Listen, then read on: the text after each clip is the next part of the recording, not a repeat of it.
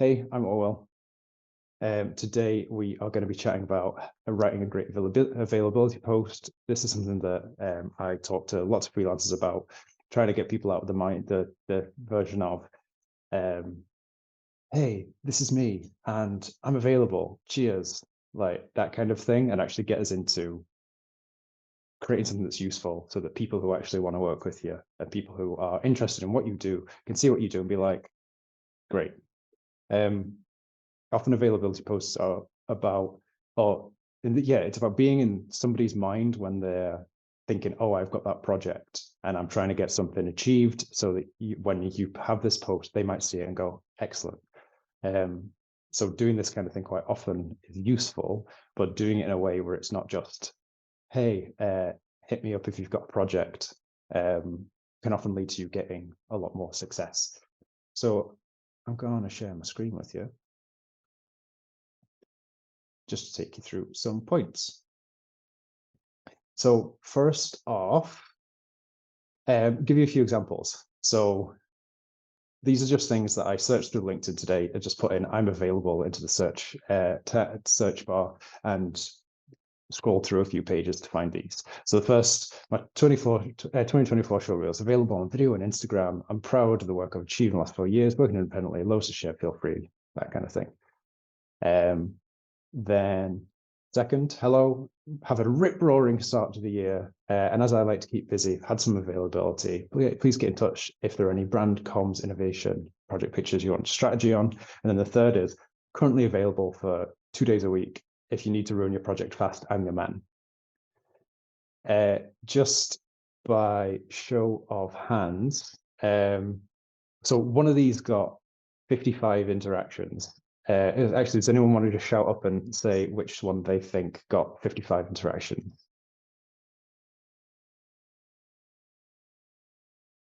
Number one? That was actually the middle one. It was, oh, someone's popped up in the chat.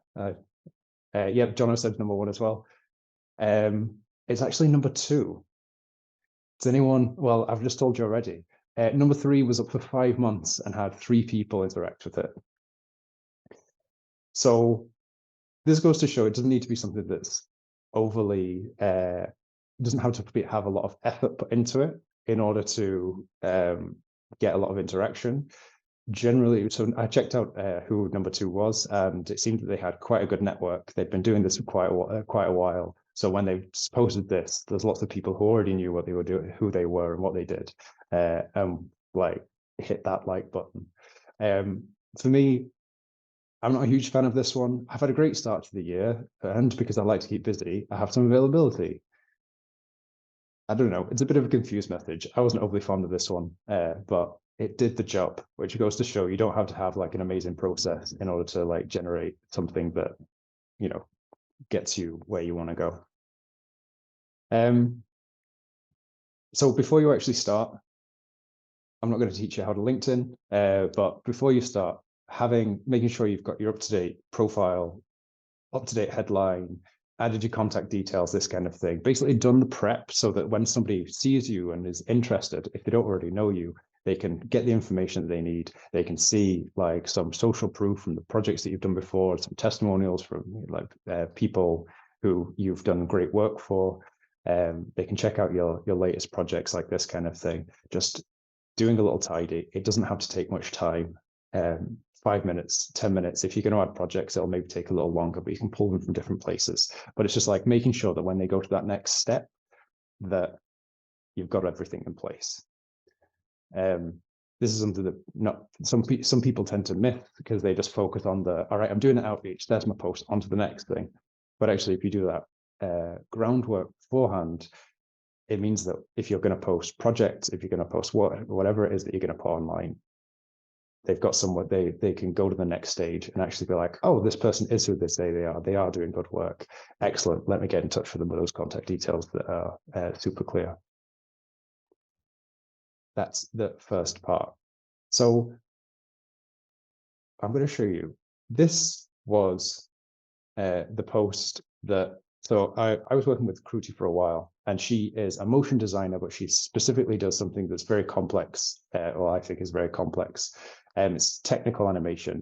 What it does is help to put together a post that's like very direct. So speaks directly to the people that she is wanting to work with. So the producer motion graphic studios, ask them a question. Are they looking to what she's doing here is she's like helping them save time and money. So she can create something that is a technical toolkit that allows them to easily update stuff that's going to then, rather than having someone who's super complex delivering this, it's going to save them time and money because you can get any person with like no skill.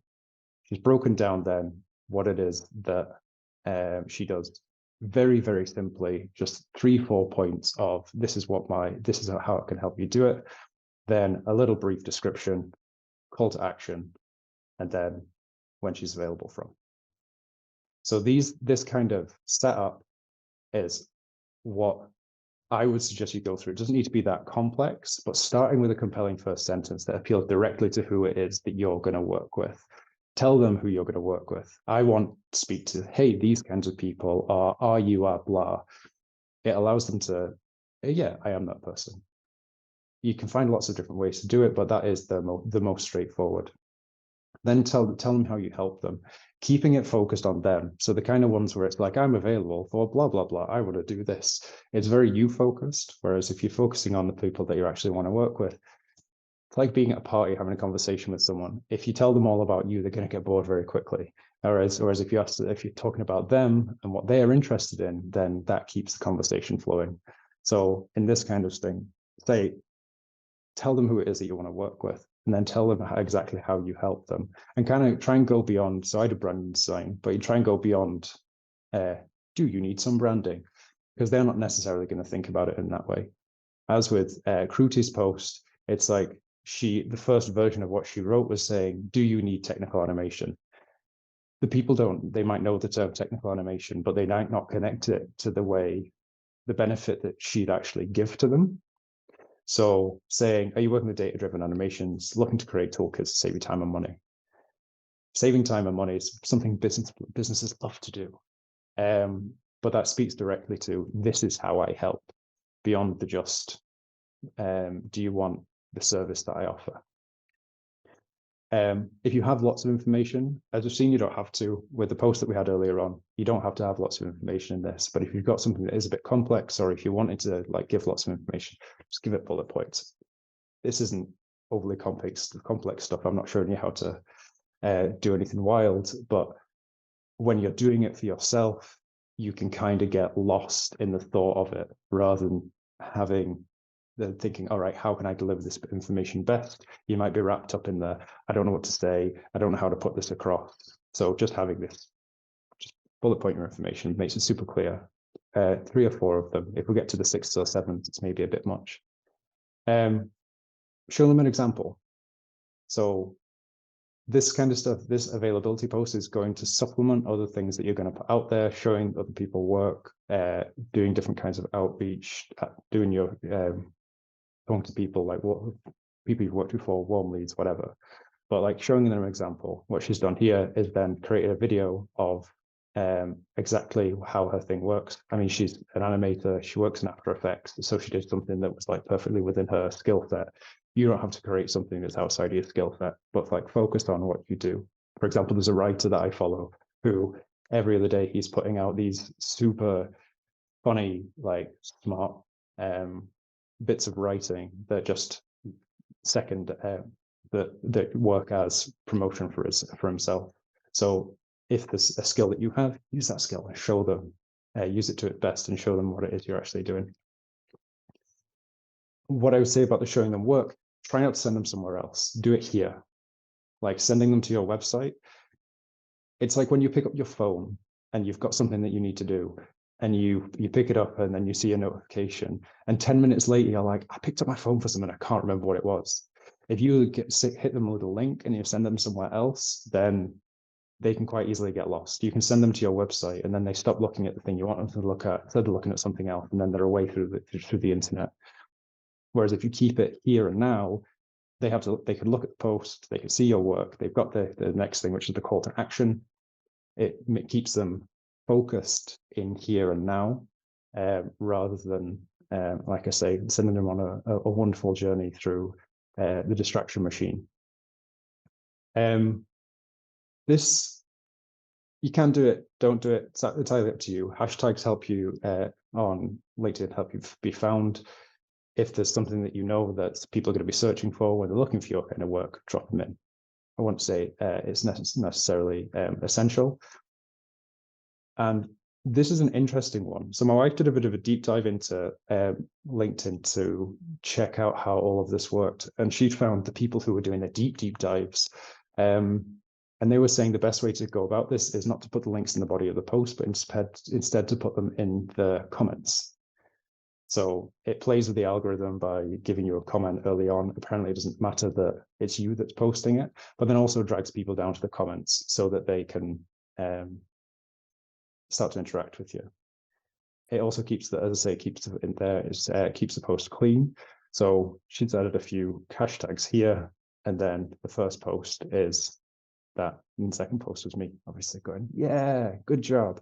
But then she's ended up getting lots of interaction. So people who are totally in her target group have commented. There's people who are also animators and this kind of thing. And this goes to the point at, you can craft the perfect availability post, but actually one of the most important parts is the network that you have. So she's got 19 comments on here. Some of them she's gone through and like responded. So some of them are from her, and the 8 reposts. So she has a network of people that she's interacted with before, who she like kind of know her, and that she kind of knows. But the difference is with this post versus what she's had before is this has ended up getting over 200 people have liked and interacted with it. Whereas the ones she's got before, she wasn't getting nearly those higher numbers, because she's speaking directly to who it is that she wants. She's made it clear what she's done. She previously had like either very, very short things or paragraphs of text, and it's like broken it down in a way. It's every sentence earns its place. And as I said in the post I put about coming here today, this led to people that she'd worked with previously being like, oh yeah, Kruti, we've got some projects, but also led to her getting an offer of a full-time job from people who needed exactly this. And she's currently in negotiations with them to get ongoing freelance work rather than taking on a full-time job. So by being direct and by following like those steps of writing them compelling first line, tell them how you help them, bullet point information, like that kind of thing. It's led to people who were interested in what she had being able to find her, see how she helps, and then be like, this is the person we need to speak to. Another point to make is this was her first version. So the first thing you write isn't necessarily going to be the thing that you post, or you post the first thing you write and then you can develop this over time. It doesn't need to be perfect. The first one can be like lots of posts are, there's so many things involved in this that aren't to do with your ability to write and your ability to create. Like if you posted this first version, it probably wouldn't have got the kind of interaction she got from that, and it wouldn't have led to the outcomes it did, but she'd have built on it over time. And absolutely nothing wrong with that. Like that's just part of like being a freelancer, part of running your own business, part of life. Is know how it goes. So don't be afraid of the first thing you write. I would also say, just get something out. I spend so much time looking at a blank screen, waiting for the perfect thing to come to my mind.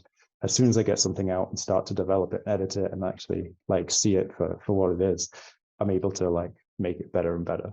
So just get it off your chest, get it down onto paper, get it onto the screen, and then you can develop it from there. What I want to show you is a couple of others. So this is a post that got plenty of interaction. So obviously this doesn't follow all the steps that I've shown you, but I want to show you that there's more than one way to go about this. So what I'm saying to you isn't like the gospel, but she hits some of these points here. So the first one, everyone loves I'm just going freelance post. She's tagged some people who would be super useful to like they will like it. They're when they like it or they're tagged in it, other people see other people in their networks see this stuff, and then it's shared even further. And then she's been clear about what she does: character animation, motion graphics, illustration, and then very, very clear call to action. I mean, she stuck it into there, but who cares? It's down the bottom. And there's a lovely example of her work. So for me, this, I've actually only skimmed this because I find it quite long, this middle chunk. And it's like when she's like saying the thank yous, I know it's not really relevant to me, but like this bottom section, super clear. But like I'm saying, lots of ways to go about this. Then this one is excellent. Very, very brief. I'd break this up into paragraphs, but she says when she's available. She says when, like, what she's available for, who she can work with. So she does marketing, freelance marketing campaign manager. So back to that point at the start where I was saying about update your profile and make sure that it's clear what it is that you actually do. So then she's worked with these kind of clients, lots of extra in-house, so let me know if you're looking for help, and then drops in her hashtags. So this person is another person who's been in it for a while, has a decent network. So off something that is actually, I would say again, challenging to read because it's a bit of it's the paragraph there, but she hits lots of the points: when she's available, what she's willing to do, who she can do it for, and then just by looking a few pixels north of there, you can see what it is that she actually does. Nius, sorry if I've butchered the pronunciation of your name, has asked, they want to know about the frequency of the type of posts. You can do them as often as you like, but I would say they should supplement the other things that you are doing in your promotion, your marketing. As I said, it's about being in the right place at the right time. So when somebody's got the project, you're the person that they have in mind. Because they've thought, people don't necessarily, I'm going to tell you, when I've been running agencies, I've had lists and lists of freelancers, and when I've needed freelancers, I have never gone to that list, and that feels quite shameful. But the truth is, when I've had a project, it's like somebody, either I've asked for a recommendation, or I've known somebody that can definitely do that project, and I get in touch with them. So having the recommendations comes from you being in the right place at the right time.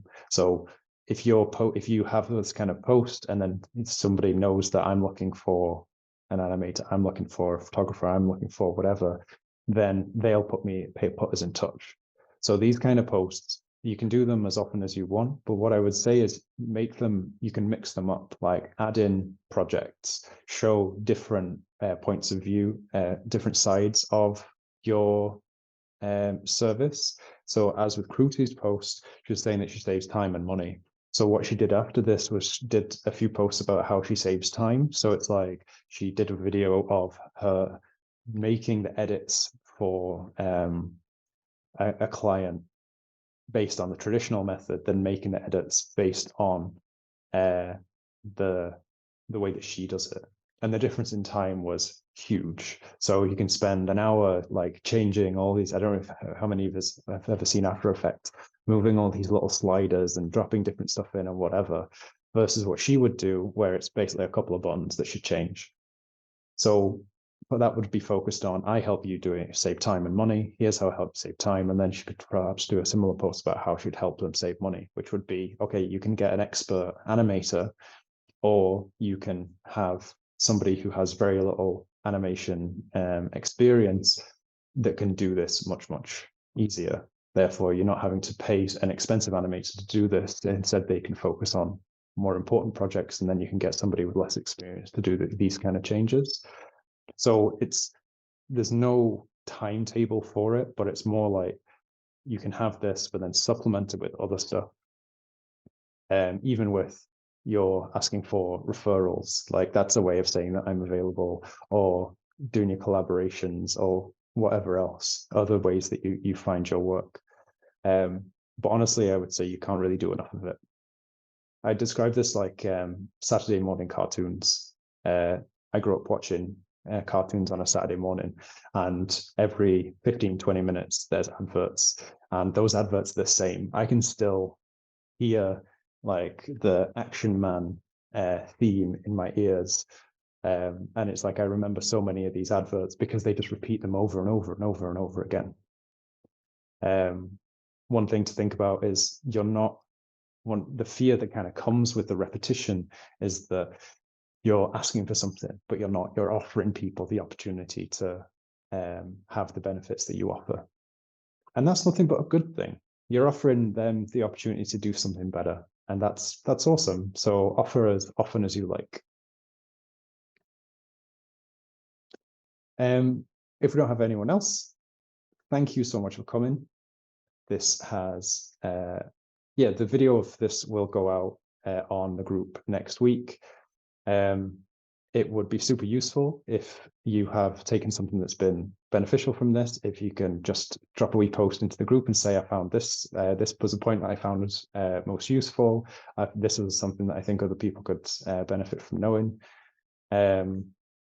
And yeah, if you feel there's anything you want to share, because what I want to do with the cantina is allow people who are actually part of the group to do these kind of community cantinas where they can share something that they think would be beneficial to other people, something that they've learned. It could be like 20 minutes, half an hour. So if you've got an interesting idea that something you want to share, drop me a message. We'll have a chat about it and we'll get something in the diary. But otherwise, thank you so much for coming. Have a wonderful Monday, and I will catch you soon. Thank you so much, Aroma. Bye.